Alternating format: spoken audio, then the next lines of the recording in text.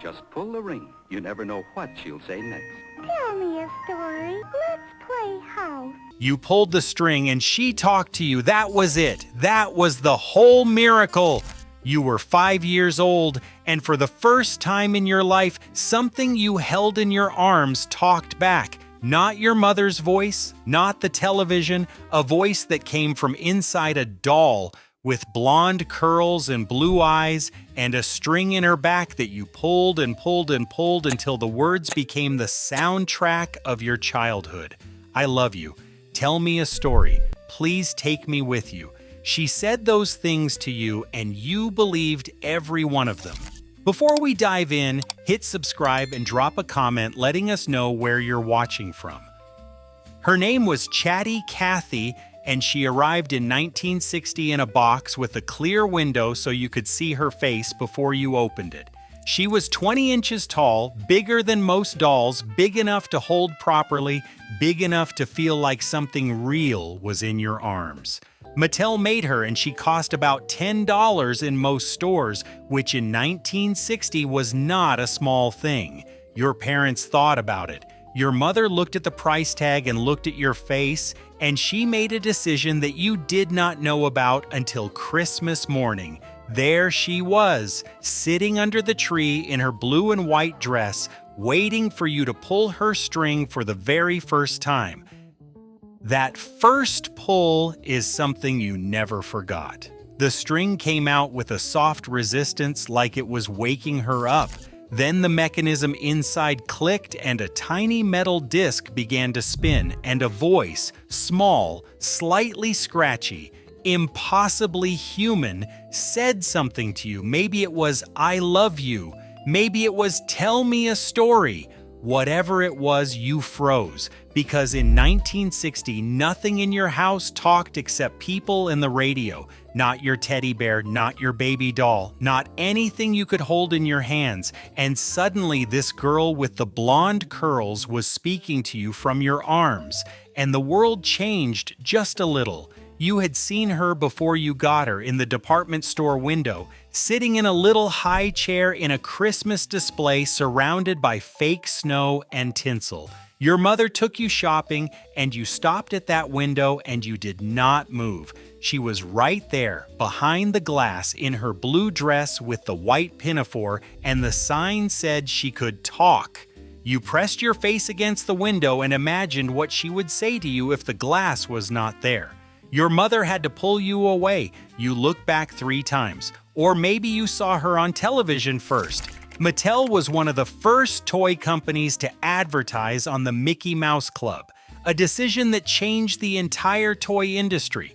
A little girl on your television screen pulled the string, and Chatty Cathy's voice came through the speaker, and you turned to your mother and said, "I want that one." Not, "I want a doll." "I want that one, the one that talks." And your mother wrote it down on a piece of paper and put it in her purse, and you did not know it, but that piece of paper was your Christmas list, and Chatty Cathy was at the top. You played with her differently than you played with other dolls. You didn't just dress her up and sit her on the shelf. You talked to her. You pulled the string and she said, "Do you love me?" You said yes. She said, "Please brush my hair." You brushed it. She said, "I hurt myself." You held her closer. It sounds simple now in a world where every device in your kitchen can carry on a conversation. But in 1960, a doll that spoke 11 phrases was the closest thing to magic any child had ever held. You didn't care that the phrases repeated. You didn't care that the voice was mechanical. You cared that she asked you to tell her a story, and you did. Every night, for years. She came in different versions, and you knew them all. The original blonde with blue eyes, the brunette, who came out in 1962, the auburn-haired one in 1963, and the one that most people don't talk about, the African-American Chatty Cathy, produced in 1962, with brown skin and dark hair, at a time when almost no toy company in America made dolls that looked like every girl in America. Mattel did it quietly, without a press release, without a campaign. They just made her. And for the girls who finally saw a doll that looked like them, a doll that talked to them in the same voice, with the same love, with the same 11 phrases that mattered more than any advertising slogan ever could. The people who made her were already famous. Ruth and Elliot Handler, the couple who founded Mattel, the couple who created Barbie just 1 year earlier, saw what Barbie couldn't do. Barbie was fashion. Barbie was aspiration. Barbie was a teenager in a swimsuit, but Barbie didn't talk. She didn't say, "I love you" when you pulled a string. She didn't ask you to brush her hair. Chatty Cathy filled the space that Barbie left empty, the space between dressing a doll and loving one. The voice came from a man named Jack Ryan, and he was the kind of engineer who didn't know how to make something simple. He miniaturized an entire record player, a metal disc with grooves, a needle, a speaker, and a pull-string motor, and fit it inside a 20-inch doll. 20 patents protected that mechanism. 20 patents for a toy that cost $10. The same technology that played music on a turntable was now playing "Please Take Me With You" from inside a child's arms. After Chatty Cathy, Mattel built a whole family around her. Chatty Baby came in 1962, a baby version with her own phrases. Tiny Chatty Baby and Tiny Chatty Brother came in 1963. Charmin' Chatty could play actual tiny records that you inserted into a slot in her side. Singin' Chatty could sing songs. Every one of them talked, and every one of them sold, because Mattel had discovered something that no other toy company understood yet. A child doesn't just want to play with a doll. A child wants the doll to play back. Your friends had Chatty Cathys too. You brought them together for play dates, your Cathy and her Cathy side by side on the bedroom floor, pulling strings and comparing phrases like a conversation between two small mechanical girls who had a lot to say and no idea they were saying it to the same audience. You changed her clothes, and there were so many clothes. The blue Sunday dress, the nursery school outfit in yellow, the party dress with the lace collar, each one sold separately, each one in a little package on the rack at the department store, and each one made Chatty Cathy look like a different girl. You saved your allowance for the pink pajamas. Your best friend had the red velvet holiday dress. You traded, you borrowed, you argued about which outfit was prettiest, and nobody won because you were both right. You brushed her hair until it frizzed. You pulled the string so many times that the voice got slower, raspier, deeper, like she was getting tired, like she was getting old right there in your arms. And when the string finally stopped pulling back, when the mechanism inside gave out and Chatty Cathy went silent, something in your chest hurt, because she wasn't just broken, she was quiet, and she'd never been quiet before. In 1962, a fire broke out at Mattel's factory. Thousands of Chatty Cathy dolls were destroyed, melted, burned, gone. The surviving dolls from that production run became instant collector's items. But at the time, nobody was collecting. At the time, a little girl somewhere was just waiting for her Cathy to arrive, and the truck that was supposed to bring her was empty. 6 million. That's how many Chatty Cathys Mattel sold between 1960 and 1965. 6 million girls pulled that string. 6 million voices said "I love you" in living rooms across America, and then Mattel stopped making her. Barbie was bigger. Barbie was the future.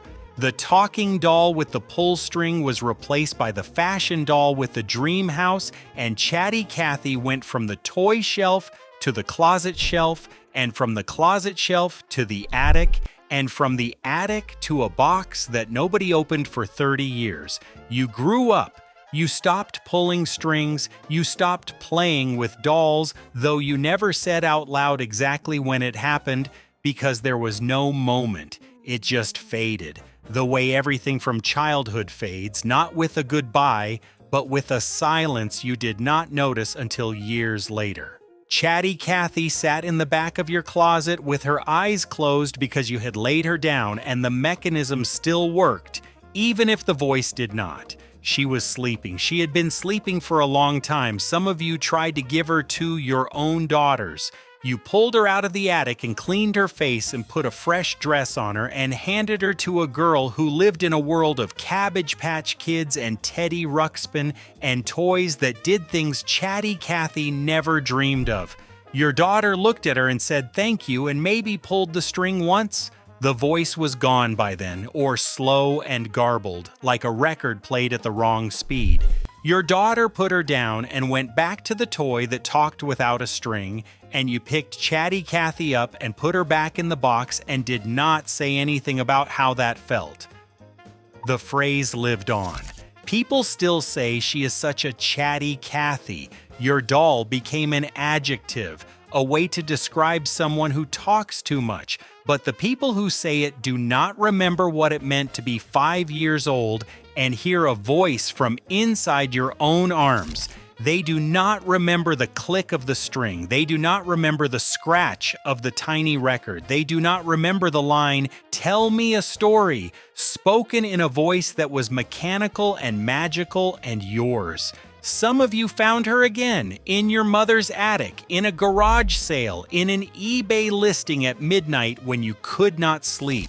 You typed 2 words into the search bar, and there she was. Blonde curls, blue eyes, a blue and white dress, 20 inches of 1960s staring back at you from a photograph. Some of you bought her. Some of you paid $100. Some of you paid $300. One woman bought 2 reproduction Chatty Cathys because she never got one as a child. Never. Not once. Not for Christmas, not for her birthday. And holding one for the first time at 55 years old made her cry. Not because of the doll, but because of the girl she used to be. The girl who wanted one and did not get one and carried that wanting for half a century without even knowing it was still there. Today, everything talks. Your phone talks, your car talks, your refrigerator talks if you buy the right model. A child born today will never know what it meant to pull a string and hear a voice for the first time. The shock of it, the wonder, the feeling that something impossible was happening in your own hands.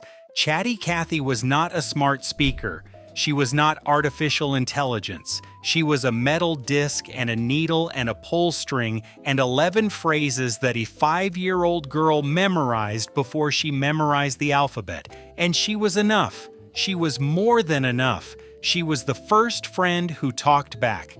Somewhere in a closet, in a box, in an attic that nobody visits anymore, there is a Chatty Cathy doll who has not spoken in 60 years. Her string is stiff, her voice box is silent, her curls are matted and her dress is faded and her eyes still close when you lay her down because that mechanism never broke.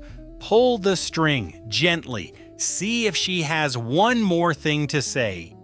If Chatty Cathy was part of your childhood, tell us in the comments, what was the first phrase she ever said to you?